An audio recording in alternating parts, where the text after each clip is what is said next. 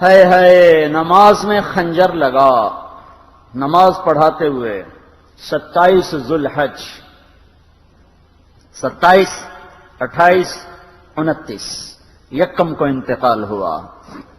یکم محرم موت کے آثار گہرے نظر آئے، بیٹے کو بلایا کہ بیٹا جاؤ اما عائشہ سے پوچھ کے آؤ کہ عمر اپنے ساتھیوں کے ساتھ دفن ہونے کی اجازت چاہتا ہے۔ امیر المومنین کے لقب سے بات نہ کرنا، عمر کہنا، عمر، اب میں امیر المومنین نہیں رہا۔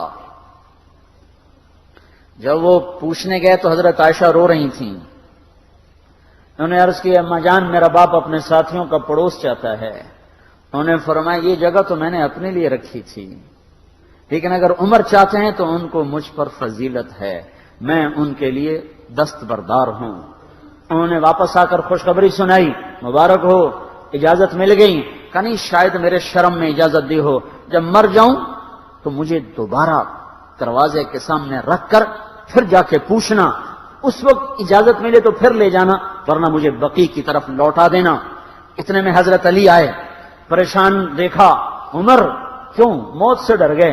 کہ نہیں موت کے بعد کی گھاٹی سے ڈر رہا ہوں۔ کہ ڈرو نہیں، میرے ان کانوں نے سنا ہے اور اتنی دفعہ سنا ہے کہ میں گن نہیں سکتا کہ اللہ کے نبی فرمایا کرتے تھے ابو بکر اور عمر جنت کے بڑی عمر کے لوگوں کے سردار ہیں۔ آپ نے فرمایا تو اس بات کی گواہی دے گا؟ کہ میں بھی دوں گا، میرا بیٹا حسن بھی دے گا۔ امام حسن بھی ساتھ تھے۔ کہ میں بھی دوں گا، میرا بیٹا حسن بھی گواہی دے گا۔ پھر بھی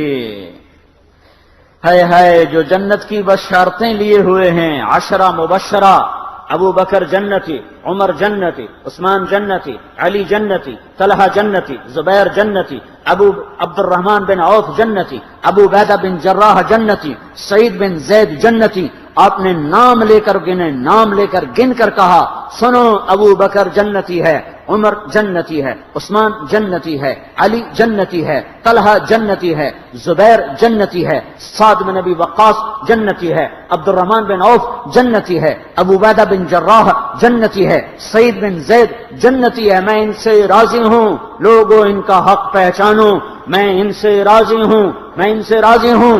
پھر آپ نے فرمایا اگر تم نے ان کے بارے میں کسی ایک کے بارے میں بھی دل میں بغض لے کر مر گئے، اور تم نے اتنی بندگی کی تھی کہ سوکھ کے کانٹا ہو گئے تھے، روزے اتنے رکھے تھے کہ پیٹ کمر کو لگ گیا تھا، سجدے اتنے کیے تھے کہ تمہارے ماتھے اور گھٹنوں پر پتھروں جیسے نشان پڑ گئے تھے، اتنا کچھ کر کے ان 10 میں سے کسی ایک کا بغض لے کر اگر تم مر گئے تو اللہ تمہیں منہ کے بل جہنم میں گرا دے گا۔ لوگوں میں ان سے راضی ہوں، ان کا حق پہچانو، جن کو اللہ بھی رضا کے پروانے دے رہا ہو، جن کو اللہ کا رسول رضا کے پروانے دے رہا ہو، جن کو وزارت کا شرف مل چکا ہو، نبی کے پہلو میں قبر جن کی بننے کا اعلان ہو چکا ہو، وہ موت پر کیا کہہ رہا ہے؟ موت پہ کیا کہہ رہا ہے؟ اپنے بیٹے سے کہا میرا سر زمین پہ ڈال دے۔ ان کی گود میں سر تھا عبداللہ بن عمر، تو انہوں نے گود سے ہٹا کر پنڈلی پہ رکھ لیا، یہاں رکھ لیا۔ چلے گئے، کیا کہہ رہا ہوں سنتے نہیں ہو، زمین پہ ڈال دو۔ تو انہوں نے زمین پہ ڈالا تو اپنے چہرے کو مٹی میں رکھ دیا اور ایسے ملنے لگے اور کہنے لگے اے میرے رب اگر تو نے عمر کو معاف نہ کیا تو عمر ہلاک ہو جائے۔ ویل لک یا عمر ولامک ان لم یغفر لک ربک، عمر تیری ہلاکت ہے اگر تیرے رب نے تجھے معاف نہ کیا۔ یہ کہتے کہتے کہتے جان دے دیے۔ 22 لاکھ مربع میل میں اسلام کو زندہ کرنے والا، این حالت نماز میں زخم کھا کے گرنے والا، مطلوب مصطفیٰ، وزیر مصطفیٰ، جنت کی خوشخبریاں لے کر پھر موت پر یوں کہہ رہا ہو اے اللہ تو نے معاف نہ کیا تو میرا کیا بنے گا؟ کیا بے طلبی ہے۔ ان کے بیٹے خلافت کے اہل، ان کے بہنوئی سعید بن زید 10 مبشرہ میں سے دونوں کے نام کاٹ دیے کہ یہ 6 ہیں جن سے اللہ کا رسول راضی تھا، جس کو چاہو خلیفہ بنا دو، جس کو چاہو حکومت دے دو، نہ میرے بیٹے کو ملے گی نہ سعید بن زید کو ملے گی۔ کسی نے کہا شوشہ چھوڑا آپ کا بیٹا بھی تو بہت قابل ہے، اسی کو بنا دیں۔ تو اسے تو طلاق دینا نہیں آتا، حکومت کہاں سے چلائے گا؟ یہ ایک واقعہ کی طرف اشارہ کیا ہے، اس کے پیچھے ایک واقعہ ہے جس کو انہوں نے یاد کر کے فرمایا وہ تو طلاق دینا نہیں جانتا، وہ حکومت کیا چلائے گا؟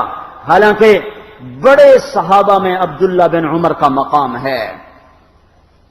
ہائے ہائے، جنازہ صہیب رومی نے پڑھایا، دروازے کے سامنے لا کے رکھ دیا گیا، سب لوگ جنازے کے ساتھ کھڑے ہو گئے، عبداللہ بن عمر اکیلے آگے گئے، دروازے پر دستک دی، کہا اما جان میرا باپ عمر بن خطاب دروازے پہ حاضر ہو چکا ہے، اندر آنے کی اجازت چاہتا ہے۔ تو عائشہ رضی اللہ تعالیٰ نے اپنی چادر کو اٹھایا اور روتے ہوئے باہر نکل گئیں۔ پھر لوگ اندر داخل ہوئے، قبر کھودی گئی، قبر کھودتے ہوئے عبداللہ بن عباس بھی قبر کے کھودنے میں شریک تھے، تو کہتے میرے کندھے پہ کسی نے ہاتھ رکھا، میں نے پیچھے مڑ کے دیکھا تو علی رضی اللہ تعالیٰ عنہ کھڑے رو رہے تھے اور فرما رہے تھے مجھے پتا تھا تو یہیں آئے گا، یہاں تیرے سوا کوئی نہیں آ سکتا۔ کہ میں نے ایک دفعہ نہیں، کتنی دفعہ میں نے اللہ کے نبی سے یہ بات کا تکرار سنا، میں ابو بکر اور عمر، اس کا اتنا تکرار سنا ہے میں نے کہ مجھے یقین تھا یہیں آئے گا، تو اور کہیں نہیں جا سکتا۔ میرے بھائیو غفلت سے باہر آ جائیں، غفلت سے باہر آ جائیں۔ یہ دھوکے کا گھر، یہ مچھر کا پر، یہ مکڑی کا جالا، یہ دنیا کہیں ہمیں ہلاک نہ کر دے۔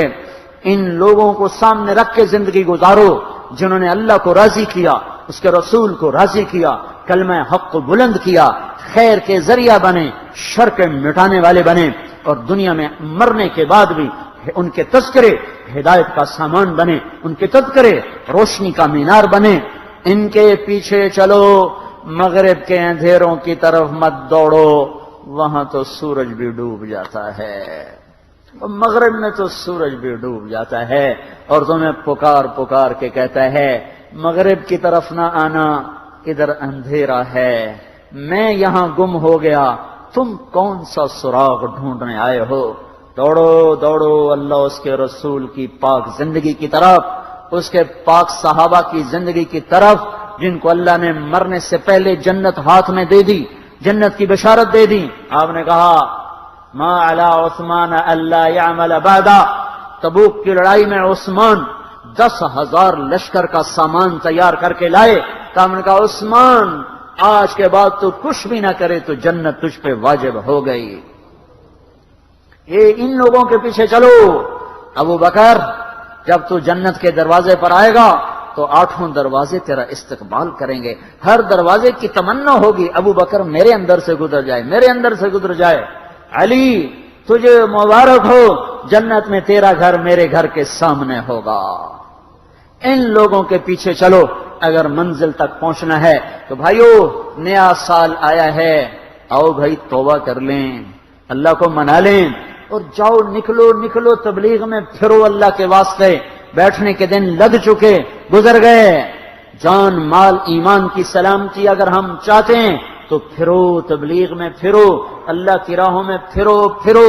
یہ پھرنا یہ سبب بنے گا ہدایت کے آنے کا، اور وہ سبب بنے گا اللہ کی رحمت کے آنے کا، اور وہ سبب بنے گا دنیا اور آخرت کی نجات کا۔ اس کی نیت کرو، اس کے ارادے کرو، پچھلے سال کی ساری کوتاہیوں پر توبہ کرو، اللہ سے معافی مانگو۔ تو نیت کرتے ہیں نا سارے بھائی؟ ایک دفعہ کہہ دو یا اللہ میری توبہ، ایک دفعہ اور کہہ دو یا اللہ میری توبہ، ایک دفعہ اور کہہ دو یا اللہ میری توبہ۔ اللهم لك الحمد كما أنت أهله